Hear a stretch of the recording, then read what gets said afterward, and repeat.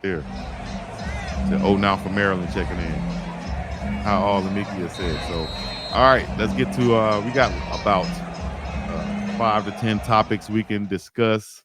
Like Sav'ell Smalls and his change of positions now. We've been noticing him on the Well Off Media coverage and the Reach the People working out in a white t-shirt. And we know that the white shirts are for the offensive side of the ball. The black shirts are for the defensive side of the ball.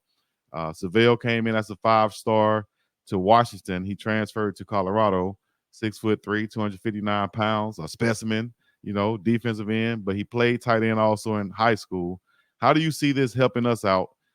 Having a guy who didn't play much on the defensive side of the ball, but has that talent. And now we're moving him to tight end, a spot that we've been a lot thinner at compared to the defensive side of the ball. How does this move help us overall? And is it a good move for him personally? Well, first off, I think you've got to congratulate Sav'ell Smalls for being willing to take on this challenge because he's been a defensive guy in his college career. And now with the NCAA saying we're really probably not going to enforce this second time transfer, one time, it used to be a one time exemption. Now it sounds like you can transfer a second time and still play right away. So Sav'ell Smalls could have gotten upset with his lack of playing time in Boulder last year and said, I'm going to pack my bags, go somewhere else. But it's clear that he bought into the culture that's being created in Colorado, and there's a need at tight end. Colorado brings in Shimon Mateer, and it looks like he's going to be a really good player at that position, but there is not a whole lot of competition at there, especially with Michael Harrison, more of a receiver, slot type, transferring out. And so for Sav'ell Smalls, who is a really good athlete, and that has always been the commentary on him, it's where does he fit in? I don't know 100%. Could he be a hand in the ground guy as a defensive end? What technique would he play on the D line? Should he be an outside linebacker?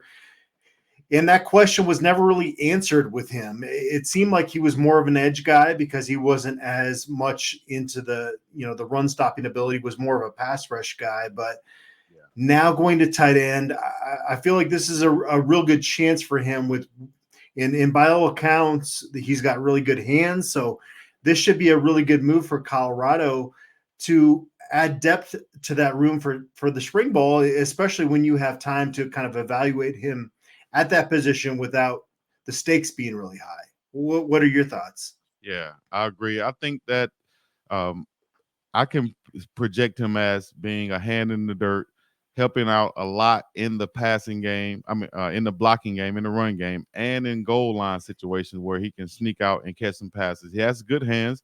His high school tape at tight end looked very well. But of course, a lot of times, you have these guys who come out as tight ends. The coaching staff like to move them or project them as a defensive end or edge rusher. And so he may just be more of a natural tight end, especially in these schemes that he's been in the last 2 years at Colorado and at Washington. I think he might just fit in better and be more productive at the tight end spot, especially with Colorado needing a 2 tight end set. We really didn't go a lot of that last year with the injuries we had, inconsistent play. Mikey Harrison was there doing this thing in the receiving game. But, and I can speak, especially coming from this, a former wide receiver going to tight end, although I was a tight end who played wide receiver and then went back to tight end. If you're not physical on that line and want to block and have the willingness to block or just have the physical makeup to block, it's not something easily done, and just adjusted to during the season. So I think Maytayer, bigger body, natural pass catcher, will be that starter, good route runner, can cause some mismatches.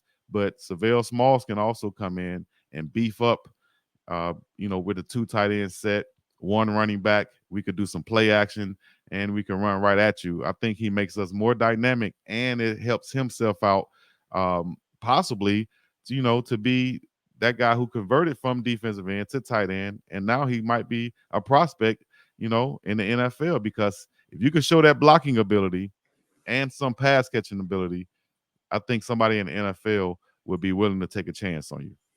Yeah, Chico, if Sav'ell Smalls does really well at tight end in Boulder this fall, you and a lot of folks are going to hear the name Nick Casa brought up a lot. And he was a guy that was a blue chip recruit coming out of a local high school here in Colorado, Legacy High School. They pulled him from Florida late in the recruiting process. He went to the All-American Bowl in San Antonio, and Colorado flipped him late. He came in, and he was kind of that tweener type. It was reminding me a little bit of Sav'ell Smalls. He just never really found that groove at Colorado. And they decided before his senior year, this guy is too good of a player. He's not making enough of an impact in our program. Put him at tight end. And it was not a good season for Colorado. 2011 kind of was very similar to 2022 in the fact that they ranked dead last out of every FBS program in scoring margin. But Nick Casa caught a very long touchdown pass against Washington State that led them to their only victory that year. And he went on to play for the Raiders for a few years. So it was kind of this feeling of, okay, we finally figured it out. We should have figured it out with Nick Casa sooner in his career. If that is the arc for Sav'ell Smalls in his college career, we'll all be pretty excited about it. Exactly. Also, a member of the different Broncos. The guy was I remember Nick Casa on when he played, but also from Madden. That's awesome. As a lot of people probably. Nick Casa shared one of the funniest stories when he was a true freshman at Colorado, and I covered his recruitment pretty close, and I covered the All-American Bowl out in San Antonio for Rivals, and he was committed to Florida at that time, and we spent some time, and he kind of hinted that he was coming to Colorado at that time, but later during his time at Colorado, he said midway through his freshman year, he got mono, and he looked at me dead in the eyes and says, dude, I got to get out of these dorms. It's a cesspool in here. You got to help me get out of here.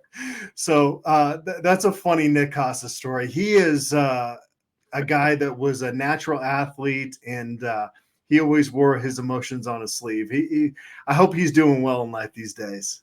Yeah, shouts out to Big Nick. And so hopefully Sav'ell can go into those footsteps and be very successful at that tight end spot for Colorado. Yeah, we like that.